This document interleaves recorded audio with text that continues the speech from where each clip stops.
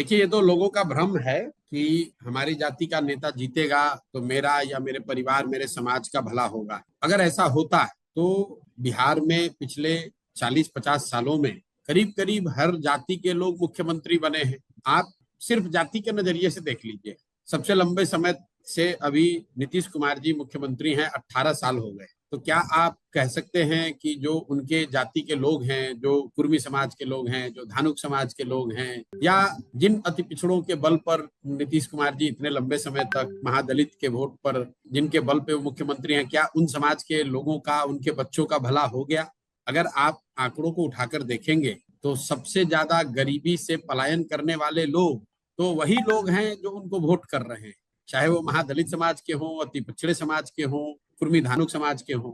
मांझी जी 1 साल तक मुख्यमंत्री थे, तो क्या बिहार में मुसहरों की समस्या सुधर गई? क्या मुसहर समाज का 10 बच्चा भी अच्छी पढ़ाई मिली, ऐसा दावा कर सकता है? लालू जी, उनका परिवार करीब करीब 15 साल तक सत्ता में रहा है बिहार में। यादवों से भी ज्यादा वोट उनको मुसलमान देते हैं। और बिहार में दलितों के बाद सबसे ज्यादा गरीब, पिछड़े, फटेहाल बदेहाल मुसलमान है। और आप यादवों की बात उठा लीजिए, कई लोगों को लगता है कि बिहार में यादवों का राज है। मैं आपको आंकड़ों से बता रहा हूं, पिछले 32 साल में सबसे ज्यादा राजनीतिक हत्या अगर किसी एक जाति विशेष की हुई है, उसमें यादवों का नाम आएगा। आप हमारे साथ चलिए, बिहार के यादव समाज के गांव में चलिए और देखिए कि उन गांवों की क्या स्थिति है। लालू जी ने समाज के कई वर्गों को, जिनको पिछड़ा वर्ग कहते हैं लोग, मैं अगला पिछड़ा तो नहीं समझता हूं, लेकिन जिनको समाज पिछड़ा वर्ग कहता है, 90 के दशक में उन समाज के लोगों को लालू जी ने आवाज दी। और इस बात के लिए लालू जी का सम्मान होना चाहिए। लेकिन लालू जी ने जिस समाज के बच्चों को आवाज दी, जिस समाज को आवाज दिया, उनके बच्चों को पढ़ाई की व्यवस्था नहीं कराई। लालू जी ने अति पिछड़ा पिछड़ा यादव समाज, पिछड़े समाज, दलित समाज के लिए कभी जमीन की व्यवस्था नहीं की। उनके बच्चों के लिए रोजी रोजगार, फैक्ट्री, पूंजी की व्यवस्था नहीं की। तो जब तक आप और हम ये नहीं समझेंगे, तब तक आप इसी माया जाल में फंसे रहिएगा कि नेता हमारी जाति का जीत जाएगा तो हमारा भला होगा।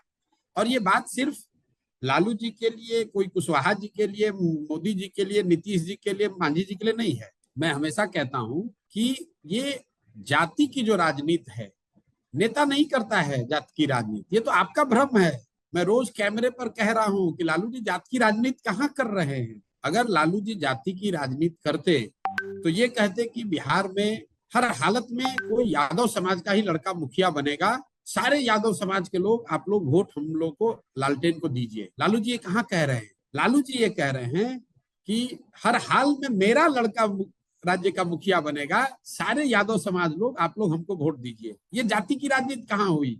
ये तो बच्चे की राजनीति हुई, ये तो अपने परिवार की राजनीति हुई, अपने स्वार्थ की राजनीति हुई। जाति में तो आप और हम उलझे हैं। कोई मिश्रा जी हैं, कोई कुशवाहा जी हैं, कोई मांझी जी हैं, कोई पासवान जी हैं। जो जिस जाति का नेता है, नेता अपनी चिंता कर रहा है, अपने बच्चों की चिंता कर रहा है। जाति में आप और हम उलझे हुए हैं। नेता जाति की चिंता नहीं कर रहा है, नेता अपने बच्चों की चिंता कर रहा है। तो मैं जनसुराज में इतना ही बता रहा हूं कि भाई, अगर लालू जी को अपने बच्चों की चिंता है, पासवान जी को अपने बच्चों की चिंता है, मांझी जी को अपने बच्चों की चिंता है, तो मेरे भाई, एक बार तुम भी अपने बच्चों की चिंता कर लो। क्योंकि अगर अपने बच्चों की चिंता नहीं करोगे तो लिख के रखो, चाहे मिश्रा जी जीत जाए कि कुशवाहा जी जीत जाए, नदीम जी जीत जाए कि नौशाद जी जीत जाए, यादव जी जीत जाए कि कुशवाहा जी जीत जाए, तुम्हारे बच्चों की चिंता कोई नहीं करेगा। नेता का बच्चा इसी गरीब बिहार में हेलीकॉप्टर पर चल रहा है, और जनता का बच्चा जो है, उसके पैर में हवाई चप्पल भी नसीब नहीं है। नेता का लड़का 10वां नहीं पास किया है, वो बिहार का राजा है।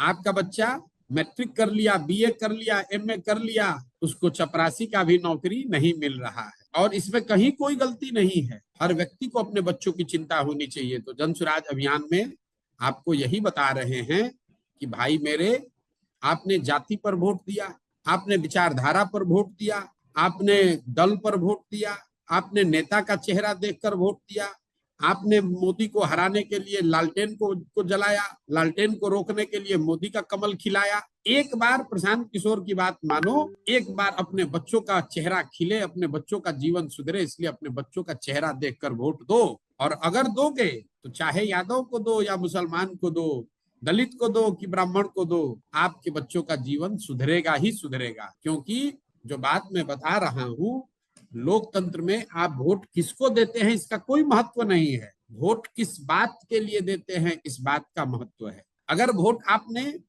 5 किलो अनाज के लिए दिया है तो भी बिहार में कितना भी भ्रष्टाचार है, 1 किलो चोरी करके 4 किलो अनाज मिल रहा है। जिस दिन बिहार के लोगों ने अपहरण रंगदारी के खिलाफ नीतीश को वोट दिया तो चाहे बिहार में जितना बदतर स्थिति हो, अपहरण का उद्योग रुक गया। जिस दिन बिहार के लोगों ने बिजली के लिए वोट दिया तो इसी नीतीश कुमार के बदहाल बिहार में और कुछ हो या ना हो, घर घर बिजली आ गई है।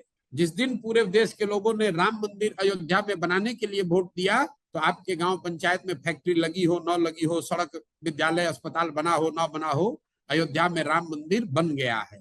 आपने वोट दिया कि मोदी जी ने गुजरात में देश में बड़ा विकास किया है, तो गुजरात में विकास हो रहा है और बिहार से आपके हमारे बच्चे जाकर गुजरात में सूरत में नौकरी कर रहे हैं। ये उदाहरण आपको इसलिए दे रहा हूं कि इस बात को आप समझिए। जिस बात के लिए भी आप वोट दीजिएगा, मोदी को दीजिए, नीतीश को दीजिए, लालू को दीजिए, जिस चीज के लिए आपने वोट दिया वो काम थोड़ा कम या ज्यादा आपका होगा।